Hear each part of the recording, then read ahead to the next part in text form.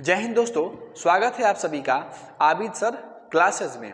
आज के इस वीडियो में हम लोग एक नए टॉपिक पे बात करेंगे, लेकिन उससे पहले मैं आपको बता देता हूं भारत के संविधान के बारे में कि संविधान क्या होता है। दोस्तों, किसी भी देश को चलाने के लिए नियम कानून की आवश्यकता पड़ती है। जब उस नियम कानून को लिखित रूप दे दिया जाता है तो उसे संविधान कहा जाता है।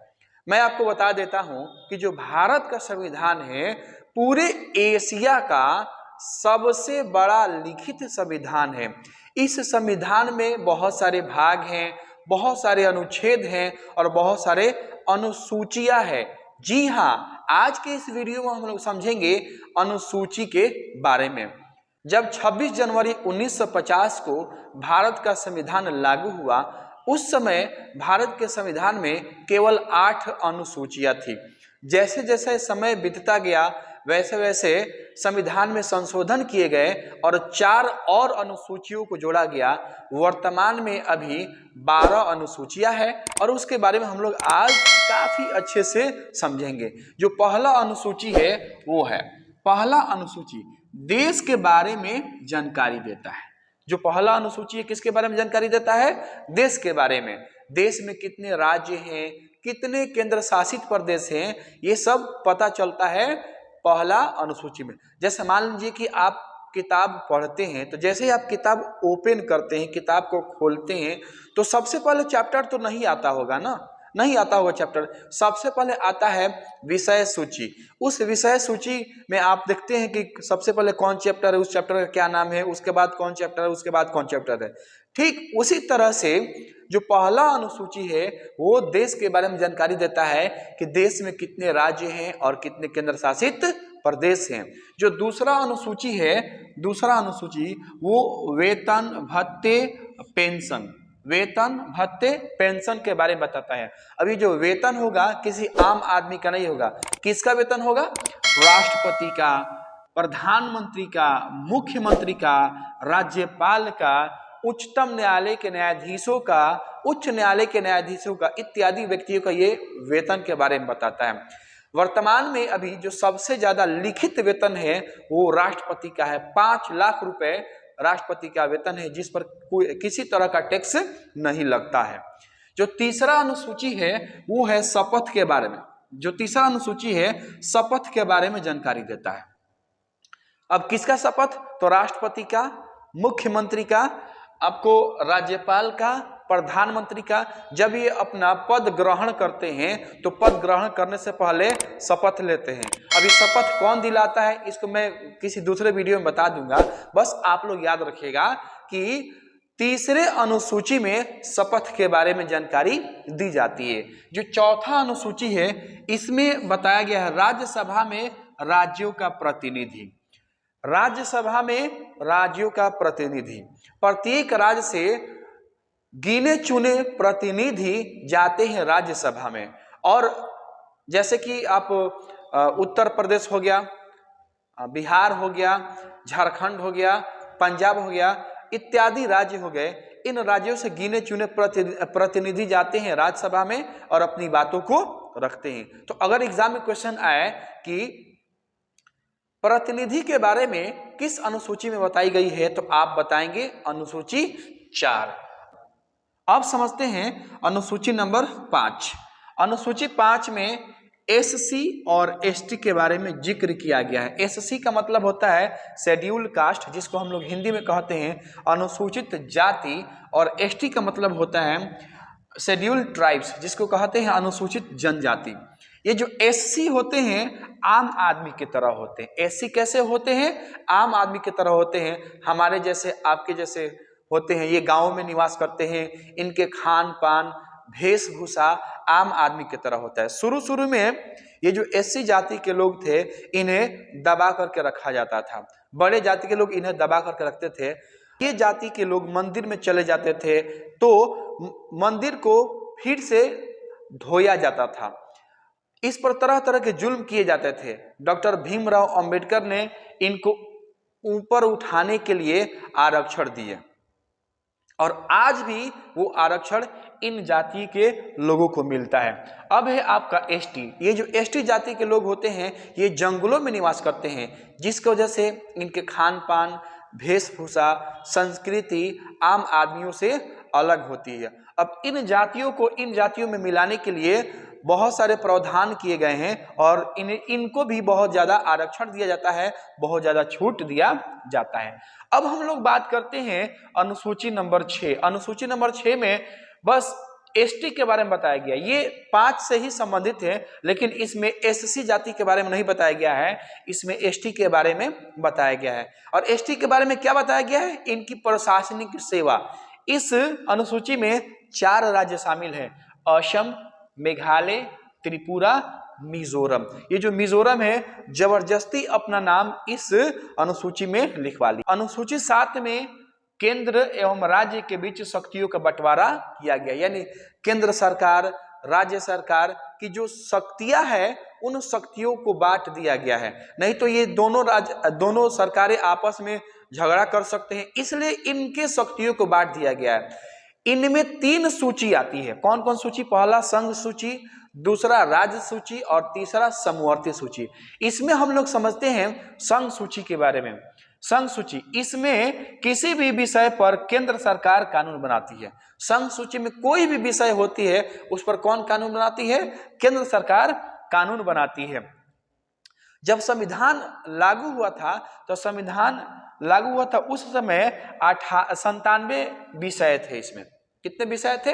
97 विषय थे। वर्तमान में 100 विषय, यानी 3 विषयों की वृद्धि हुई है। मैं आपको बताता हूं कुछ विषय, जैसे कि देश की रक्षा, विदेशी मामले, युद्ध एवं शांति, रेल, डाक तार, मुद्रा बैंकिंग, परमाणु। ये जो शक्तियां है ये किसके पास है? केंद्र सरकार के पास है, और इस पर नियम कानून केंद्र सरकार ही बनाती है। दूसरा सूची है वो है राज्य सूची। इसमें विषयों पर राज्य सरकार कानून बनाती है। जो राज्य सूची है, राज्य सूची में जो भी विषय होती है उसमें अधिकार होता है राज्य सरकार का, उस पर कानून बनाती है राज्य सरकार। संविधान लागू के समय 66 विषय थे। जब संविधान लागू हुआ था, भारत का संविधान 26 जनवरी 1950 को लागू हुआ था, तो उस समय केवल 66 विषय थे, और वर्तमान में कितने विषय हैं? 61 विषय हैं, यानी 5 विषय इसमें घट गए। अब इसमें कौन कौन से विषय हैं चलिए देखते हैं। जैसे शांति व्यवस्था, राज्य में शांति व्यवस्था पर कानून कौन बनाता है? राज्य सरकार।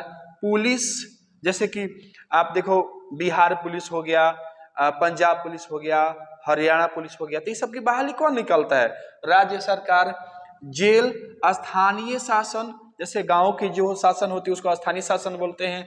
कृषि से संबंधित नियम, जन स्वास्थ्य, यानी लोगों के जो स्वास्थ्य है वो है जन स्वास्थ्य। राज्य के अंदर होने वाला व्यापार, न्याय विभाग इत्यादि, ये कुछ विषय हैं जिस पर राज्य सरकार कानून बनाती है। अब देखते हैं हम लोग समवर्ती सूची। समवर्ती सूची के बारे में समझते हैं। तो जो समवर्ती सूची होता है इसमें केंद्र सरकार और राज्य सरकार दोनों का समान अधिकार होता है, दोनों सरकारें कानून बना सकती है। लेकिन जब विषय सेम होता है, जब विषय एक ही जैसा होता है, तो जो केंद्र सरकार कानून बनाती है वही मान्य होता है। राज्य सरकार जो कानून बनाती है वो कानून रद्द हो जाता है। जब संविधान लागू हुआ था उस समय 47 विषय थे। कितने विषय थे? 47 विषय थे। अब वर्तमान में 52 विषय हैं। याद रखिएगा, ये छोटी छोटी बातें एग्जाम में पूछे जाते हैं, याद रखिएगा। वर्तमान में कितने विषय हैं? 52 विषय। अब इसमें कौन कौन से विषय हैं? दीवानी और फौजदारी कानून। दीवानी और फौजदारी कानून, इस पर मैं आपको एक वीडियो बना कर दे दूंगा कि दीवानी मामला क्या होता है, फौजदारी क्या होता है। विवाह तथा तलाक, विवाह तथा तलाक पर कानून कौन बनाता है? राज्य सरकार भी बना सकती है और केंद्र सरकार भी बना सकती है। आर्थिक नियोजन पर कानून कौन बना सकती है? राज्य सरकार, केंद्र सरकार दोनों। बिजली हो गया, जैसे बिजली का बिल हो गया है ना, ये सब राज्य सरकार केंद्र सरकार दोनों कर सकता है। समाचार पत्र, श्रमिक संघ, वन इत्यादि, ये जितने भी मैंने विषय बताया है, इन विषयों पर जो नियम बनाते हैं राज्य सरकार भी बना सकते हैं और केंद्र सरकार भी बना सकते हैं। अब हम लोग समझेंगे 8वीं अनुसूची के बारे में। 8वीं अनुसूची में भारत के 22 भाषाओं के बारे में उल्लेख किया गया है। जब संविधान लागू हुआ था उस समय 8वीं अनुसूची में सिर्फ 14 भाषाएं थी। अब जैसे जैसे संशोधन हुआ वैसे वैसे इसमें भाषाओं को ऐड किया गया। जैसे कि 21वां जब संविधान संशोधन हुआ 1967 में, तो उस समय सिंधी भाषा को इसमें जोड़ दिया गया। जब 71वां संविधान संशोधन हुआ 1992 में, तो कोंकणी, मणिपुरी, नेपाली भाषा को जोड़ दिया गया। पहला विदेशी भाषा नेपाली है जिसको भारत के संविधान में जोड़ा गया। जैसे इंग्लिश देखो, इंग्लिश नहीं जोड़ा गया है। इंग्लिश सब लोग बोलते हैं लेकिन इंग्लिश को नहीं जोड़ा गया है ना। नेपाली को भारत के जो 8वीं अनुसूची है उसमें जोड़ा गया है। 92वां जो संविधान संशोधन हुआ था 2003 में, इसमें 2003 में जब 92वां संविधान संशोधन हुआ था, इसमें आपको मैथिली, संथाली, डोंगरी और बोडो भाषा को जोड़ा गया। इस प्रकार कुल 22 भाषाओं को शामिल किया गया है 8वीं अनुसूची में। अब समझते हैं इसके बाद से जो 9, 10, 11, 12 अनुसूचियां है इसके बारे में हम लोग समझते हैं। इन्हीं अनुसूचियों को बाद में फिर से जोड़ा गया। जो 9 नंबर अनुसूची उसमें है भूमि सुधार संबंधी। भूमि संबंधी ये जो नियम बनाए गए ये 9 नंबर अनुसूची में बनाए, क्योंकि जब संविधान लागू हुआ तो सबसे प्रथम बार संविधान संशोधन हुआ और उस समय भूमि मामलों को खत्म करने के लिए भूमि संबंधी सुधार नियम लगाए गए। 10वां अनुसूची में दल बदल प्रावधानों का उल्लेख किया गया है। ये 52वां संविधान संशोधन 1985 में इसको जोड़ा गया था।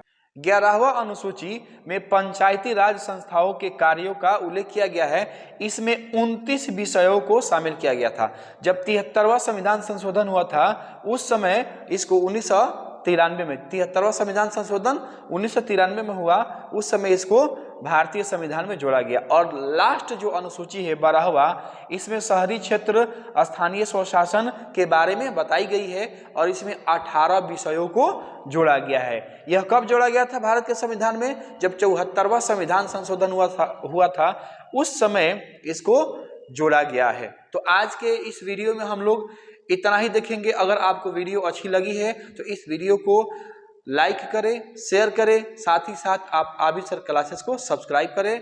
जय हिंद, जय भारत।